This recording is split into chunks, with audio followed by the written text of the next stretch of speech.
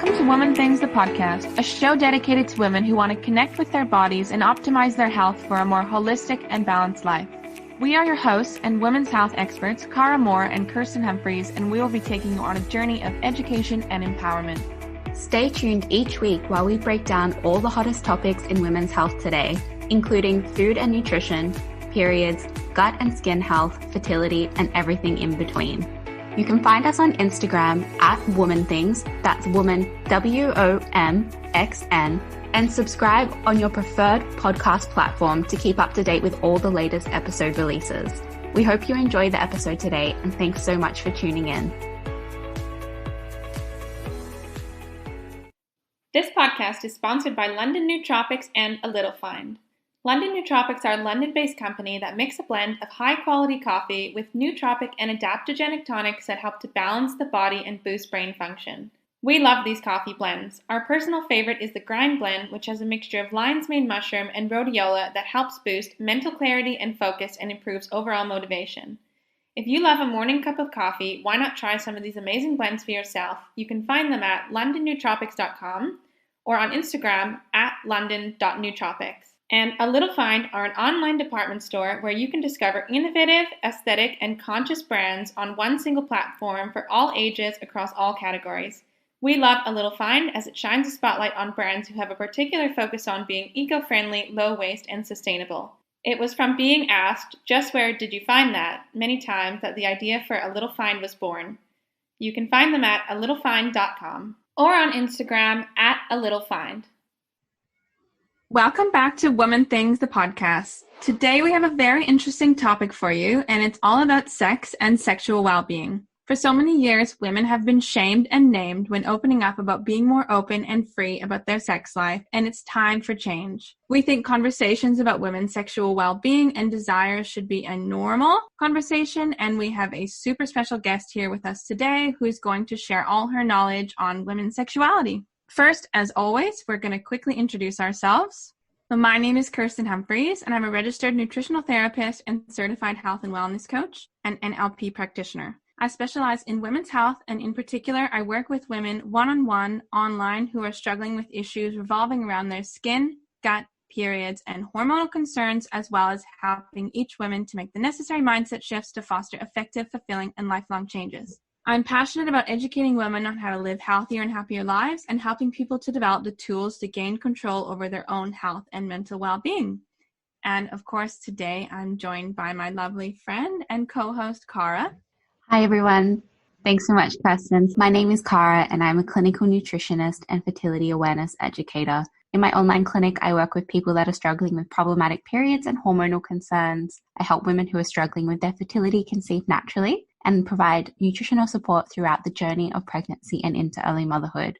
I also coach the fertility awareness method, so I teach natural contraception to women and those who want to get more in tune with their fertility and menstrual cycle. You can find me on Instagram at fempowered_health or on my website www.fempoweredhealth.com. And you can also find Kirsten on Instagram at kickstart_with_Kirsten or online at www.knhwellness.co.uk. So we really felt this was an important episode today because, especially for me, where I've had a little bit of issues in my past with being comfortable with my body, and sexuality has been a really uncomfortable topic for me to talk about. And as I'm getting older, and I'm really becoming more open with discussion and open with myself and, playing around, you could say.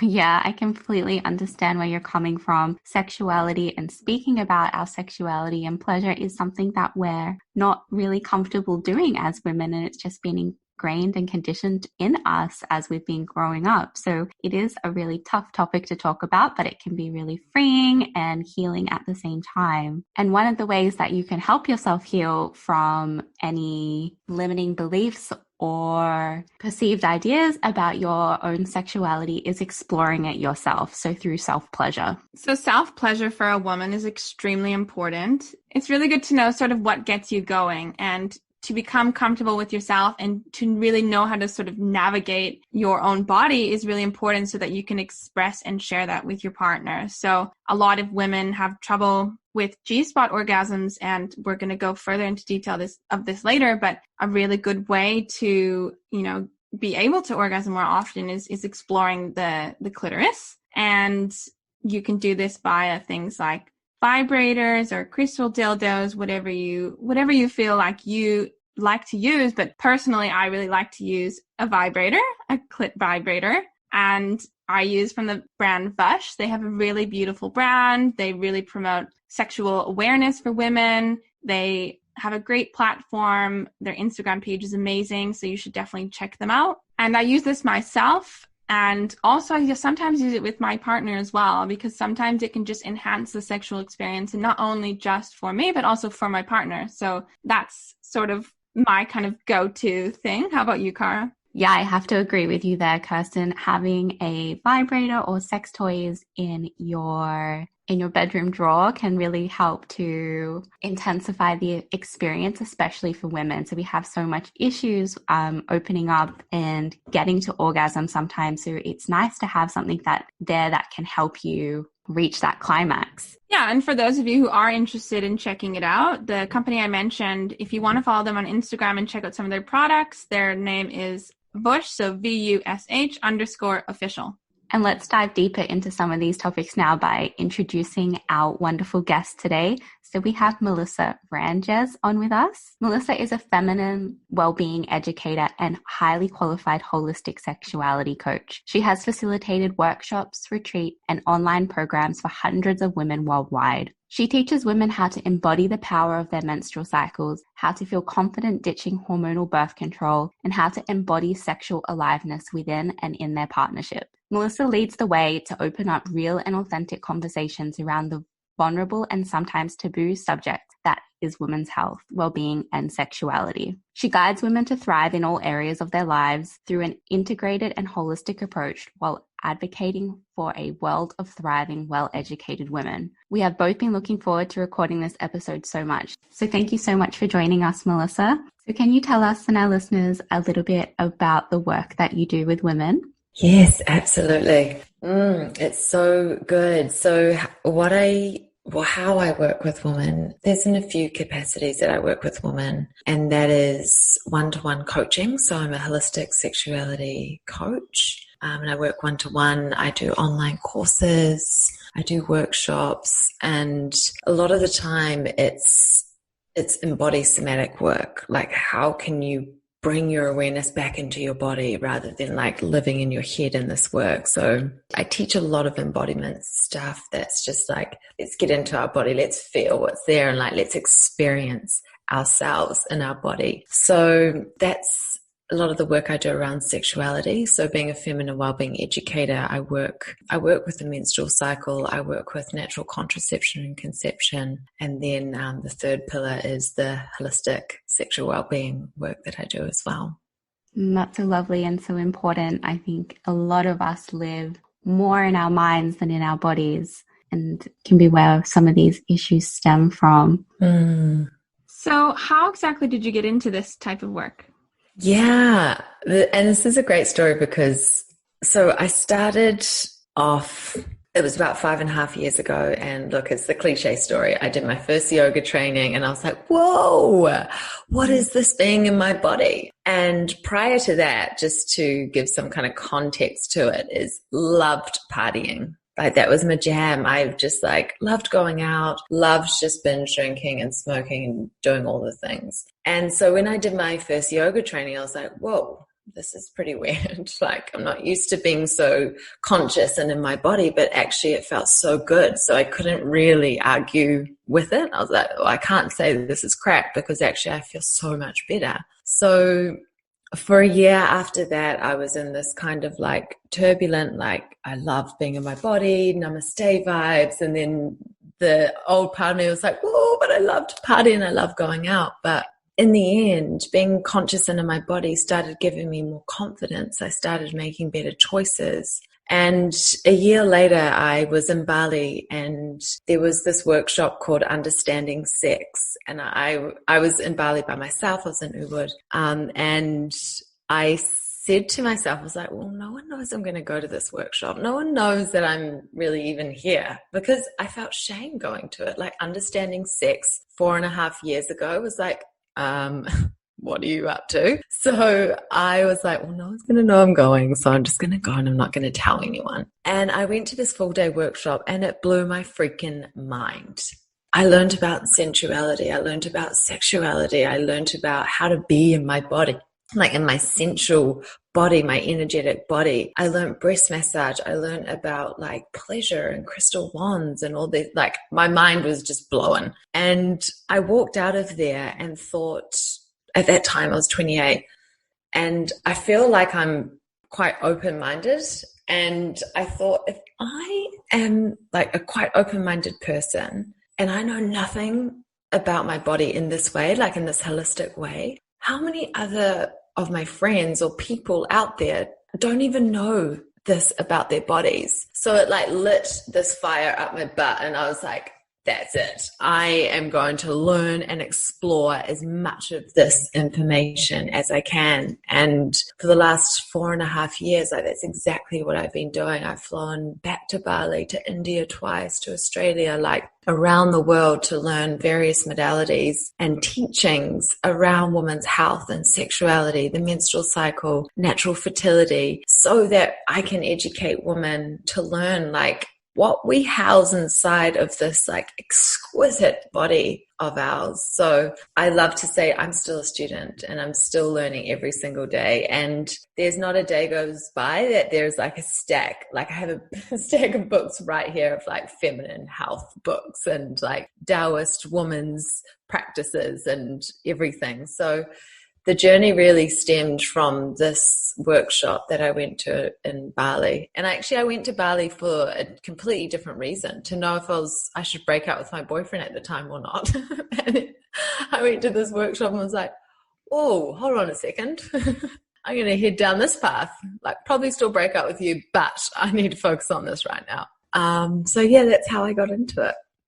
That's such a nice story. I have actually been to Ubud myself as well, and it is literally the most magical place. There's so much to do. There's so many beautiful workshops to do. I did some similar to the ones you did as well, and like the yoga and, you know, the massages, just everything about it. It's just the most magical place. So I can see why you had such a life-changing experience there. Yeah, it's like the eat, pray, love scenario. Yeah, definitely. But it really is that magical there. And I've been to India as well, and it was both such amazing places. So Cool. Yeah, they're quite magical. What do you think have been the biggest benefits that you've noticed in your life since you've kind of made all these changes? Yeah, gosh, how long do we have? Like, if I could pick my top 3 benefits, it's about actually receiving more in life. Like, knowing what my body is capable of allows me to experience more in life, and like experience more in life in terms of experience more pleasure, experience like time with others, experience like connection with intimate partners or my friends or my family. And with all of that, like with coming into your body, you start creating boundaries with rituals, with ceremonies, with like sacred practices, because you start to honor your vessel. You start to honor this vehicle that we're in. And it's not just a body, it's like a house of so many things. So the benefits really is, experiencing more in life, experiencing like my body in this healthy, epic, radiant way, and knowing that like speaking my truth, I can say, hey, it doesn't feel right for me, or can we have a chat? Like, I just want to talk to you about something. Like, I come into my worth. And through that is because I'm continually connecting to my body. I'm continually understanding the capacity that I have in here to share, to connect, to experience. So yeah, that's on like a bit of a woo-woo level. And then there's like the real like health level. It's just like, man, I used to suffer with acne. I had like anxiety. I had like really bad just hormonal imbalances. So learning this work, like learning about my cycle, even about sexuality, my body on like a like health level is just functioning at its optimal level. Like my skin is better, my mental state is better, my period pain is gone, so there's just like, there's so much bloody benefits around my journey and what it's brought me to today. I'm sure so many women are listening thinking, like, how can I get some of this? Tell me your ways. Must disclose. So we'd love to chat with you about being more present in your body, especially in terms of female sexuality, pleasure, and connection with this side of yourself. As holistic practitioners, sometimes what we see is that sexuality and sexual fulfillment often gets left out of this realm. So all of the other parts of the sphere are addressed, but there's still like a lot of taboo about talking about these things. So we'd love to chat and explore all about this today with you. So can you tell us a bit more about the importance of connecting with the sexuality side of yourself? Yeah. The first thing is the importance of it is like reclaiming something that is so natural to the human body. Like your sexuality is completely natural. Like we were born with a libido. We were born with sexual energy. Like you can look at it, if we go down the tantra route, as like sexual energy is looked almost as like your life force energy. So like, yeah, understanding the importance of as a woman especially, of sexuality is knowing that it is like a huge part of your femininity. Like the feminine energy is like sensual, sexual pleasure. So tapping into this feminine energy, your sexuality, your life force energy allows you to express yourself on this connected, expressive way.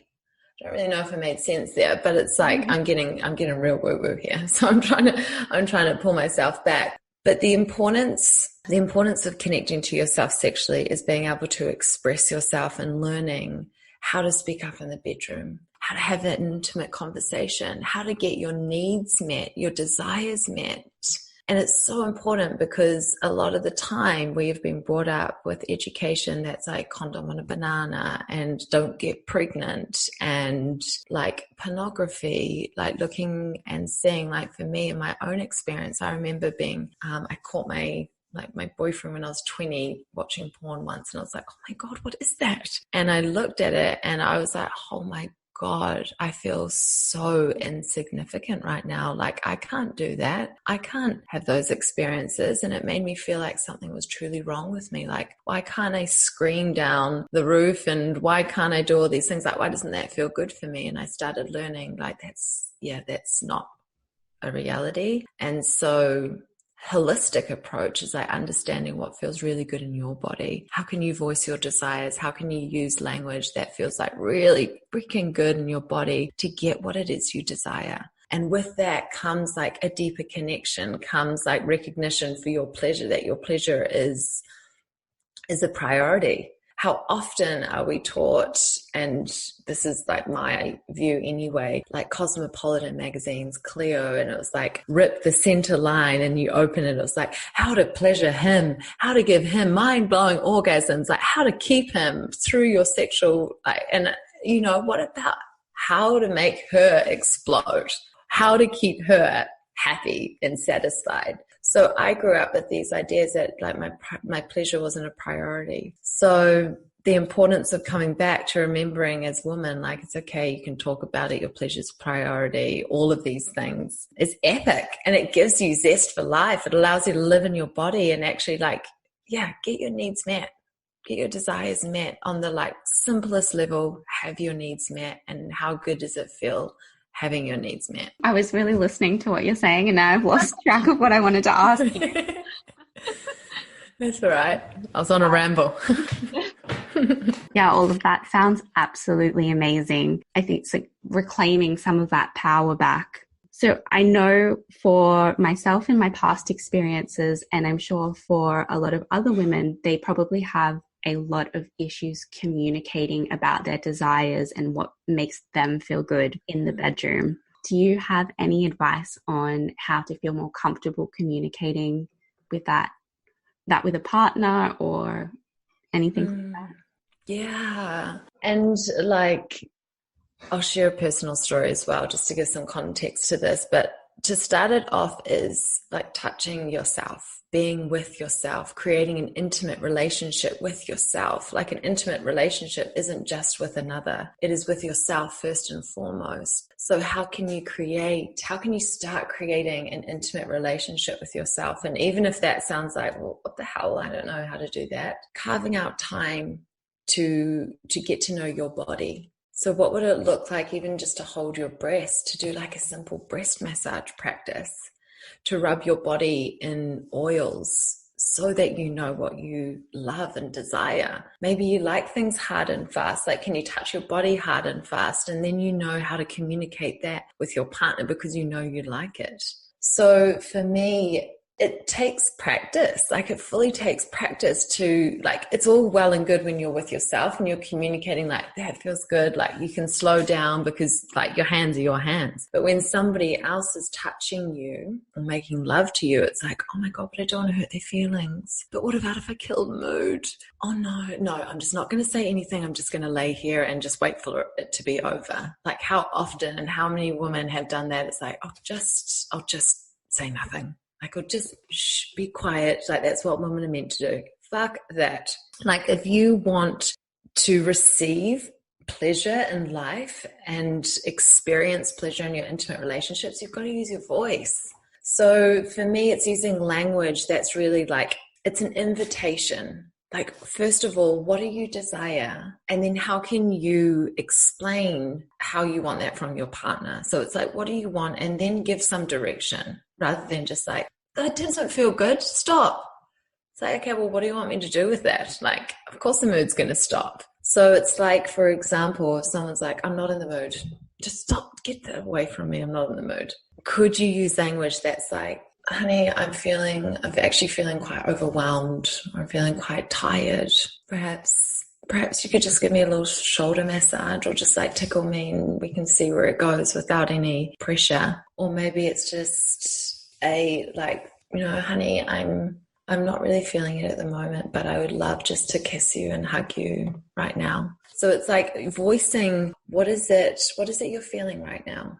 And then what is it you need to give it direction? And like, sometimes it doesn't always work and you kill the mood. And, with my boyfriend, I had this situation where it's like, I've got to show up here. Like, I teach this work. I've got to practice it too. And there was a moment a while back where we were intimate with one another, and I don't like things being sped up, especially if he's quite turned on and he's like, whoa, let's do it. And I'm like, I want things to be really slow. I want to feel my body. I love to drop in. Sometimes it takes me a while to drop in, especially where I am in my cycle. And we did, and things were speeding up too much. And I was like, oh no, I can feel my whole body just shutting down, kind of closing up, even drying up. I was like, this is not good. And it's one of those situations where I could have gone, well, I just won't say anything and I'll just sit through it and he can just get off and I'll just whatever.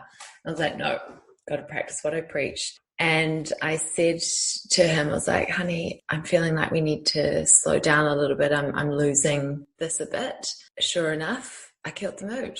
I fully killed the mood. And I was like, fuck, God damn it, I've done it. And everything like flopped, like literally.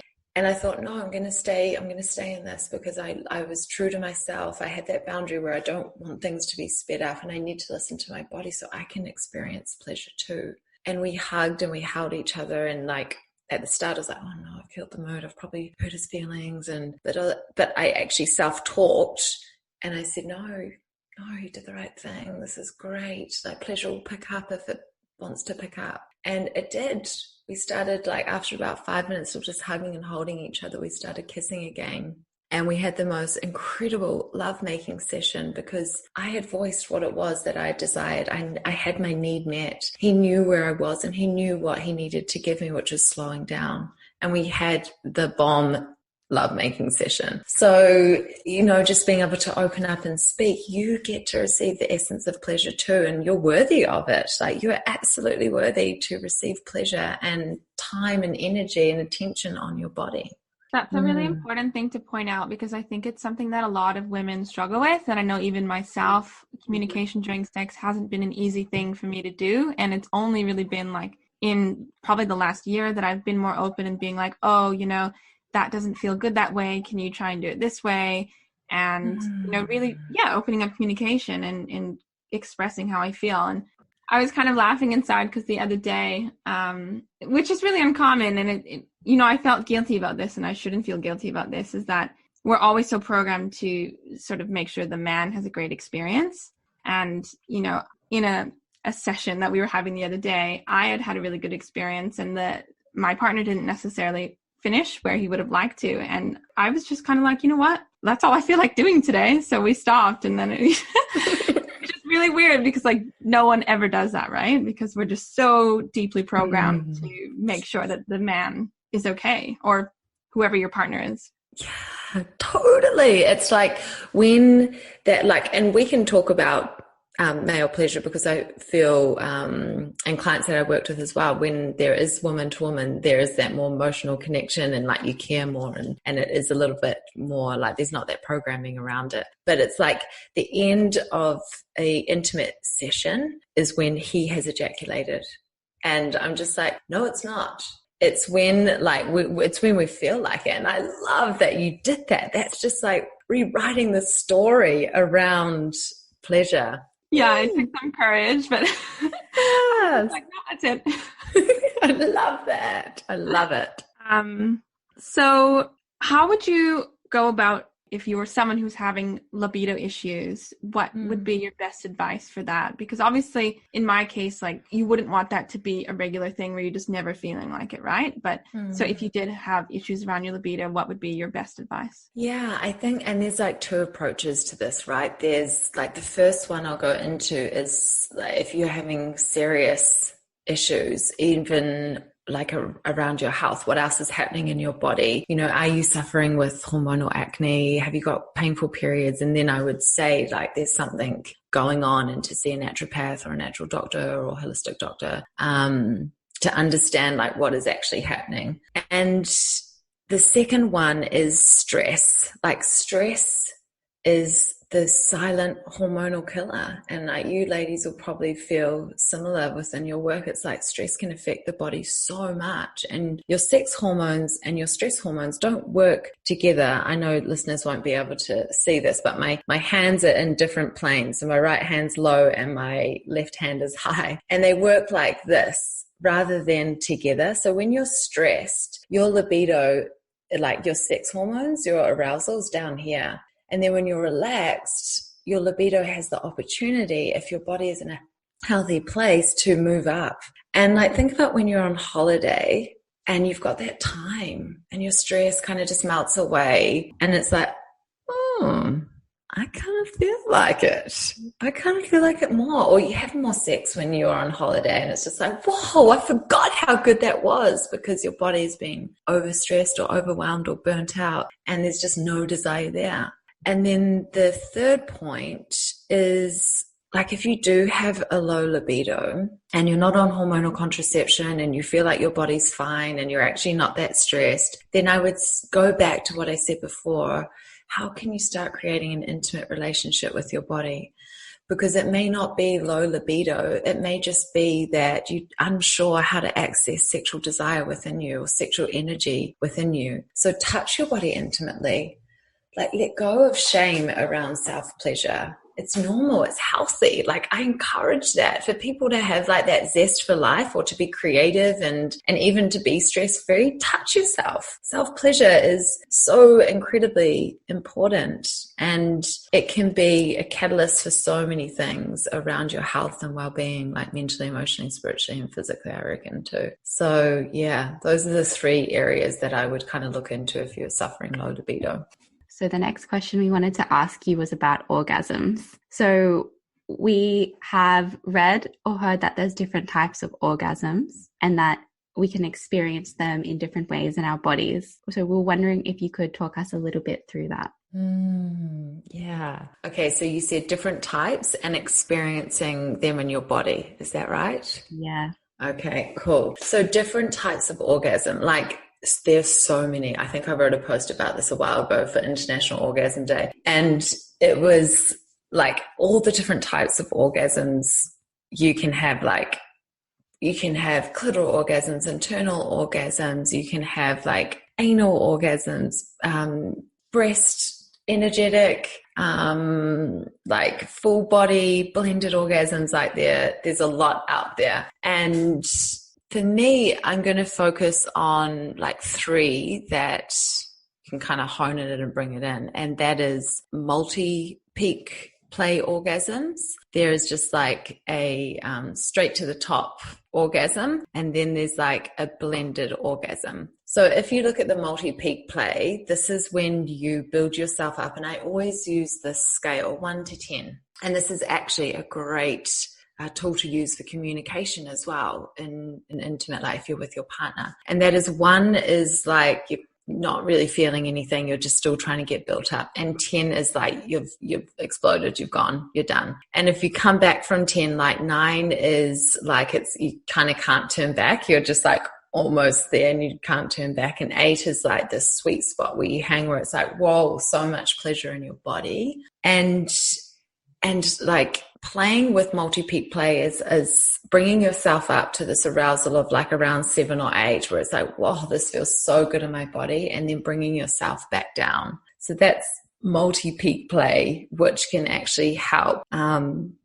being multi-orgasmic and having these full body orgasmic experiences, because you're bringing your body up, and it's like, no, coming back down, bringing your body up. So you're playing with multiple peaks, and then you're allowing yourself just to surrender and experience that, which is amazing. And then I said, there's the one that just kind of like shoots straight to the top. So this is common if you love just rubbing your clit, and that's like you just rub it all the way until you get to the top, you shoot out, and then you kind of just drop down. And that can sometimes, if you're quite depleted, it's like, okay, now I just go to sleep. Whereas like the multi-peak play, when you're playing with your body, that can be quite energetic and energizing afterwards as well. So what was the third one I said? It was, the blended orgasm. And this is a really cool one when you are trying to actually train your body, because you can train your body to orgasm from certain parts. So what you can do is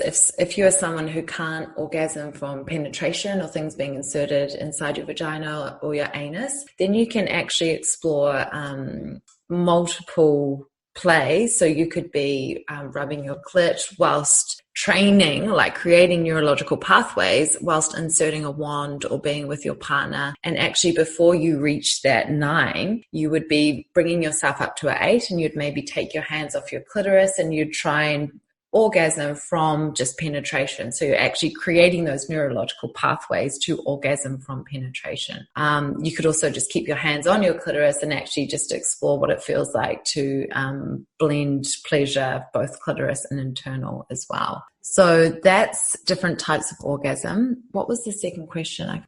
We're just talking about how you experience it in the body, but I feel like you've definitely covered that. Yeah. Yeah. That's okay. Yeah, thank you, Melissa. That's so interesting. And I definitely learned something there. I know that a lot of women struggle to orgasm without clitoral stimulation. So it's really interesting to know that you can like work on rewiring those pathways to experience pleasure in like another way.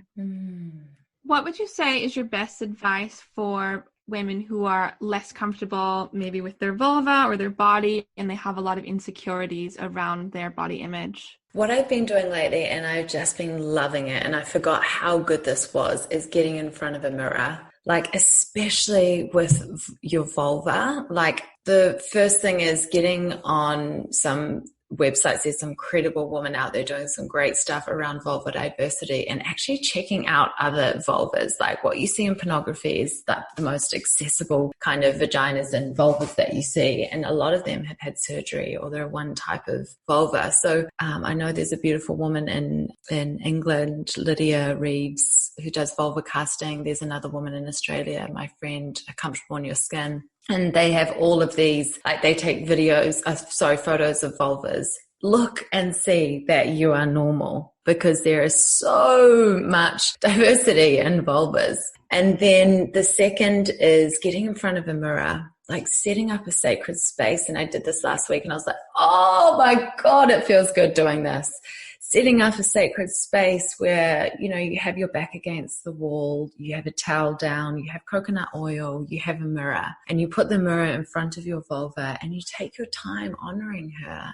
Like for 15 minutes, how could you just run your hands over her? Like slide your hands down your inner labia and actually maybe you even just pull and open it out to the side, or you massage your clitoral hood and actually just get to know your anatomy. That is how I got to explore even more pleasure in my body, as well as I could actually see what I was touching. I could then go, yes, I love being touched right there. So I can really express that to my partner as well. And it allows you to feel more comfortable and confident because you start realizing actually how beautiful it is, and you don't need to hide or have the lights off or wear a top because your breasts, you know, they've been breastfeeding and now you think that they're saggy. Like when you get to appreciate your body, you don't need somebody else to appreciate it for you. You're already doing it. And that comes like with practice and time and actually carving out that space to do it. But when you do carve out that time, you get gifted with this deeper relationship with yourself. You meet yourself with deep reverence and love for who you are. And when you start doing that, you start creating boundaries and inviting in people who are going to honor your body, not just use you. Yeah, thank you. It is a really important topic. When we opened the episode, I was sharing that I used to have a lot of insecurities in this area. So it's really taken a lot of work over the years to become comfortable and appreciate myself and not be quite so judgmental. Yeah. So yeah, it's really a very personal topic for me and really important. So I'm really happy that you shared all that. Yes, good. So Melissa, where can our listeners find you if they'd like to learn more about your work and what you do with women? Where's the best place that they can find and contact you? Yeah, so Instagram. So my Instagram is at Melissa Vranjes. I'm sure I won't spell that out. I'm sure you'll pop it in the notes, but at Melissa Vranjes. And then my website, I'm updating my website at the moment, but I'll have this sexy new website and jump on the mailing list because every 2 weeks I send out either practices, rituals, little ceremony, things all around sex, love, relationships, menstrual cycle, natural fertility. So jump on there and then we can stay connected. Those are the 2 best spots. Cool. Thank you. We do have a sort of special question that we ask all of our guests before we close. Yeah. And if you're comfortable sharing it, we would like to ask you what your first experience with your period was and then how you feel about your period now.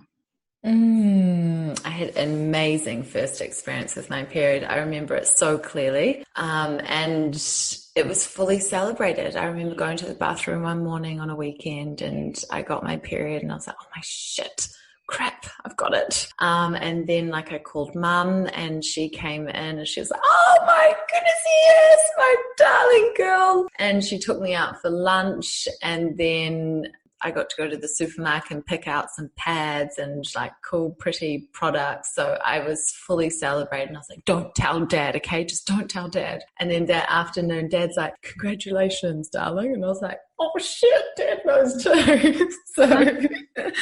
But it straight away gave me the indication that like both my parents were there for me and I was celebrated. So yeah, that was my first period. And then how I feel about it now, I freaking love it. It is my compass in life and it gets to guide me in so many ways. It allows me to connect to my body, to reclaim parts of my femininity and to feel like a freaking queen. So I love my cycle so much and I feel absolutely gifted to have one. That sounds pretty amazing, actually. It's always the case as well. It's like, don't tell Dad. Shh, don't tell him. Yeah. My experience was less as exciting, but anyway, that's all the time we have for today. Thank you so much again, Melissa, for joining us. And until next time. Thank you so much, ladies. Thank you for listening to our show today. If you enjoyed this episode, please make sure that you subscribe, let us know what you thought in the comments, and share it with all the important women in your life. There are plenty more of these episodes to come, so please visit our website to stay in the know. You will find us at WomxnThings.com. That's WOMXN. Much love, Kirsten and Cara. The information contained in this podcast is not intended to treat, diagnose, or replace the advice of your healthcare practitioner. Always consult with a qualified health professional if you have a pre-existing health condition or are currently taking any medications before making any changes to your diet or lifestyle.